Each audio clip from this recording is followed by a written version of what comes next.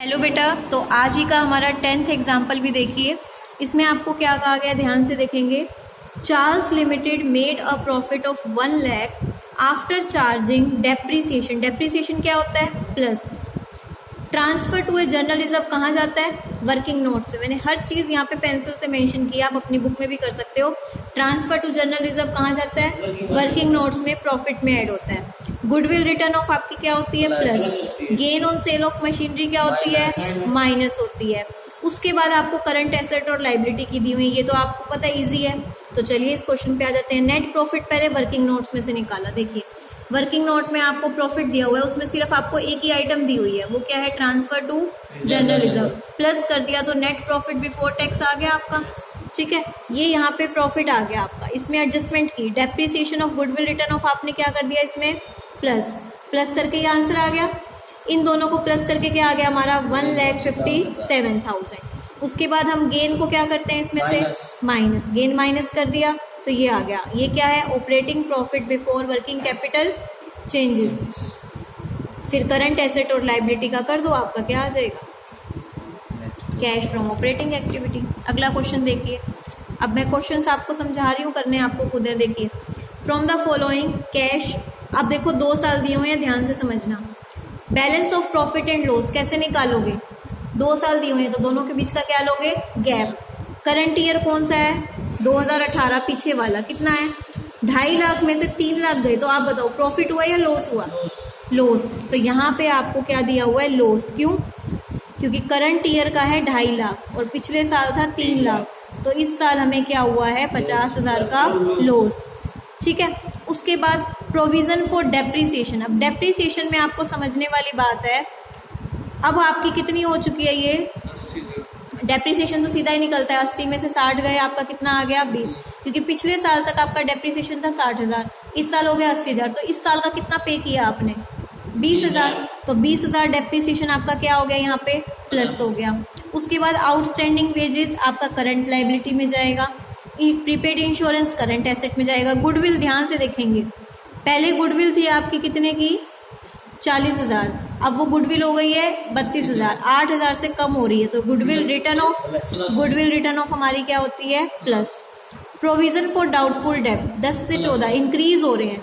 जब provision for doubtful डेब्ट increase होता है तो प्लस, और डिक्रीज होता तो वो क्या होता? माइनस। अगर डिक्रीज होता तो मैं माइनस कर देती। ट्रेड रिसीवेबल आपके करंट लाइबिलिटी में जाएंगे। कैश और बैंक के बैलेंस को हम क्या कहते हैं? कैश एंड कैश इक्विवेलेंट, वो यहाँ आएगा नहीं।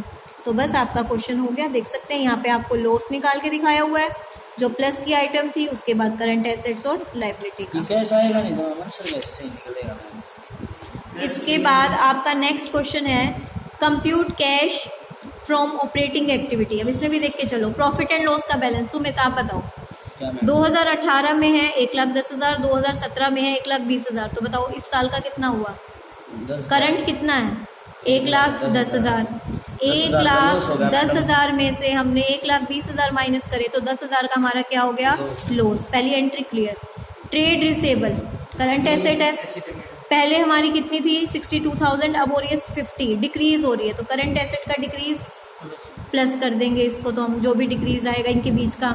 आउटस्टैंडिंग रेंट इसी तरह करंट लाइबिलिटी है।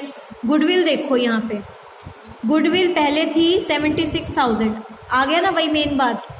गुडविल पहले 76 थी, अब 80,000 है, तो गुडविल इंक्रीज हो रही है। ये गुडविल परचेज है, रिटर्न ऑफ नहीं है, तो 4,000 पे आपको गुडविल के यहाँ पे नहीं दिख रहे ना 4,000, क्योंकि यहाँ पे आएंगे ही नहीं।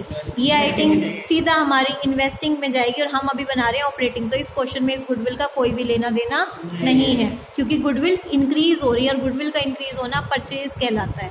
प्रीपेड इंश्योरेंस और ट्रेड पेबल आपके क्या है? Current liability.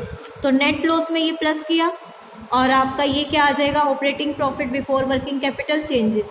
फिर इसमें करंट एसेट्स को जो भी प्लस माइनस करना था हमने वो करके हमारा क्या आ गया? आंसर आ गया। प्लस वाली कोई आइटम होगी नहीं इसमें करंट एसेट्स में। अगला 13th क्वेश्चन देखिए। The following is the position of current assets and liability. Current asset और लाइबिलिटी की पोजीशन दी हुई है आपको, तो आपको करना है। देखो प्रोविजन फॉर डाउटफुल डेब्ट 1,000 से कितना हो गया? 0। ये प्रीवियस ईयर दिया हुआ है, आगे ये करंट ईयर। पहले देख लिया करो, किसी क्वेश्चन में यहाँ प्रीवियस ईयर होता है, किसी में यहाँ होता है। ईयर अच्छे से देख लिया करो। तो 1,000 से कोई चीज़ 0 होगी, कम हो रही है। अब प्रोविजन फॉर डाउटफुल डेप्ट कम हो रहा है तो डिक्रीज को हम क्या करेंगे, plus, sorry minus. Decrease in provision for doubtful डेप्ट आपका क्या होगा, माइनस। इंक्रीज को हम क्या करते थे, प्लस करते थे। उसके बाद शॉर्ट टर्म लोन्स यहाँ नहीं आएंगे, फाइनेंसिंग एक्टिविटी में जाएंगे। क्रेडिटर्स बिल पेबल आपकी लाइबिलिटी है, आप लाइबिलिटी में इसको करेंगे। देखिए बिल्स पेबल प्लस हुए हैं और क्रेडिटर्स आपके लेस हुए हैं, सॉल्व करके आ गया। बहुत छोटा क्वेश्चन था ये तो। नेक्स्ट 14 देखिए, इसमें तो आपको पूरी बैलेंस शीट दी हुई है। अब यहाँ बात आती है आपकी समझने की। ये देखिए आपको नीचे 5 आइटम दी हुई है, 5 आइटम मैंने आपको सॉल्व करके बताई हुई हैं, आप भी अपनी बुक पे ऐसे सॉल्व कर सकते हैं। सबसे पहले हम बात करते हैं जर्नल रिजर्व 2016, ये प्रीवियस ईयर है और ये आपका करंट ईयर। जर्नल रिजर्व आपका कितना हो गया है, 15,000 हो गया, पहले था 9500। तो दोनों का डिफरेंस ट्रांसफर करके जो आया कहाँ जाएगा, वर्किंग नोट में क्या हो जाएगा, प्लस। प्रॉफिट एंड लॉस का बैलेंस ध्यान से देखेंगे, 7,000 है और पहले कितना था, -7,000। ब्रैकेट में है ना, ब्रैकेट में होने, सॉरी 6,000 ब्रैकेट में है ना। ब्रैकेट का मतलब क्या है, माइनस। एक माइनस तो जो हमें माइनस करना होता है वो, और एक माइनस ब्रैकेट वाला, माइनस माइनस प्लस। तो 7,000 प्लस 6,000 कितना आ गया प्रॉफिट, 13,000। तो एक बार इसी को देखते हैं हम वर्किंग नोट्स में। 13,000 आपका आ गया, क्योंकि 7,000 में से हमें 6,000 का लॉस माइनस करना है और लॉस ऑलरेडी माइनस में होता है, माइनस माइनस प्लस, ये आ गया 13,000। फिर आपको दिया हुआ है जनरल रिजर्व वाला ट्रांसफर। मैंने क्या कहा था, ट्रांसफर टू जनरल रिजर्व क्या होता है, प्लस। उससे रिलेटेड और कोई भी आइटम नहीं है, तो ये आपका आ गया नेट प्रॉफिट। ये नेट प्रॉफिट यहाँ पे आ गया 18,500। आगे का देखते हैं, अब ध्यान से समझेंगे। लॉन्ग टर्म बोरोइंग्स, अब आपको इंटरेस्ट पेड दिया नहीं हुआ, खुद निकालना है। आप इसी तरह के क्वेश्चन आएंगे पेपर में, चीज़ें गिवन नहीं होंगी, खुद निकालनी होती हैं। लॉन्ग टर्म बोरोइंग्स गिवन है और आपको पता है बोरोइंग्स में हम क्या पे करते हैं, इंटरेस्ट। ये परसेंटेज कितनी है, 10। और हमेशा आपका देखिए किस पे निकलता है, प्रीवियस ईयर पे। प्रीवियस ईयर का कितना है, 21,000। 21,000 का कितने परसेंट निकलेगा, 2100। तो इंटरेस्ट पेड क्या होता है आपका ऑपरेटिंग में, आपने यहाँ पे क्या लिया है, आपका क्या कहते हैं, पेमेंट फॉर इंटरेस्ट। ये आपका इंटरेस्ट पेड क्या हो गया, प्लस। इंटरेस्ट पेड प्लस होता है, कोई इंटरेस्ट रिसीव हो तो वो क्या होता है, माइनस होता है। और इंटरेस्ट पेड एक जगह और जाता है, फाइनेंसिंग एक्टिविटी और इन्वेस्टिंग में हमारा एक जगह इंटरेस्ट रिसीव और एक जगह इंटरेस्ट पेड जाता है। तो बताइए कहाँ जाता है, फाइनेंसिंग में जाता है इंटरेस्ट पेड, ठीक है। उसके बाद देखिए अगला, ये तो हो गया आपका पॉइंट लॉन्ग टर्म बोरोइंग्स का हो गया। अब एसेट दी हुई है, एसेट पे मशीनरी का तो जो अमाउंट है वो तो है फिक्स्ड एसेट, परचेज सेल वो तो हम बाद में देखेंगे इन्वेस्टिंग में। फिलहाल मुझे क्या देखना है, डेप्रिसिएशन। पहले था 9,000, अब हो गया 13,000। तो इस साल कितना पे किया हमने, 4,000। डेप्रिसिएशन भी आपका क्या होएगा, 4,000 प्लस।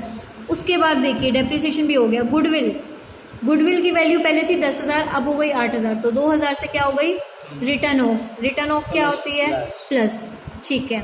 अब rate of interest on investment, investment पे तो इंटरेस्ट मिलता है या पे करते हैं, मिलता है ना। अब इन्वेस्टमेंट पे निकालना है 10%। तो इन्वेस्टमेंट कौन सी लेंगे, देखो बैलेंस शीट में अपना नॉन करेंट इन्वेस्टमेंट पे जाओ। पिछले साल कितनी थी, 3,000। इस साल कितनी है, इंटरेस्ट किस पे पे करना है, मिलेगा, सॉरी 3,000 पे। तो 3,000 का 10% कितना हो गया, इंटरेस्ट रिसीव, प्लस होगा या माइनस। और कहाँ जाता है ये, इन्वेस्टिंग में प्लस होता है, यहाँ पे माइनस होता है, इन्वेस्टिंग में प्लस। फिलहाल हम सिर्फ ऑपरेटिंग एक्टिविटी कर रहे हैं तो यही की बात करेंगे। ये आपका इंटरेस्ट रिसीव्ड है, जो यहाँ पे आपका क्या होगा, माइनस। तो ये एडजस्टमेंट वाली सारी आइटम आ गई। अब इस बैलेंस शीट में आपको क्या देखने को मिलेगा, एक तो आपको करंट लायबिलिटी, देखो शेयर होल्डर का हम कर चुके हैं, रिजर्व वगैरह का जो करना था। लॉन्ग टर्म बोरोइंग्स का भी मैं कर चुकी हूँ, इंटरेस्ट निकाल चुकी हूँ। ट्रेड पेबल आपकी क्या है, करंट लायबिलिटी। करंट लायबिलिटी आपकी क्या हो रही है, इंक्रीज। करंट लायबिलिटी का इंक्रीज होना आपका क्या होता है, प्लस। अच्छा, फिक्स्ड एसेट्स में आपका हम टेंजिबल एसेट वर्किंग नोट्स में देख चुके हैं, इंटेंजिबल भी देख चुके हैं। डेप्रिसिएशन और गुडविल का रिटर्न ऑफ ले चुकी हूँ, इन दोनों आइटम्स को सॉल्व कर चुके हैं। इन्वेंट्री, नॉन करंट इन्वेस्टमेंट से इंटरेस्ट भी निकाल चुकी हूँ। ये सारी आइटम सॉल्व कर चुकी हूँ ना लाइन वाइज पीछे। अच्छा, इन्वेंट्री में देखो 6,000 से हो गई 24,500। करंट एसेट्स का इंक्रीज होना क्या होगा, माइनस। बस कैश और कैश इक्विवेलेंट को भी हम लेते नहीं है।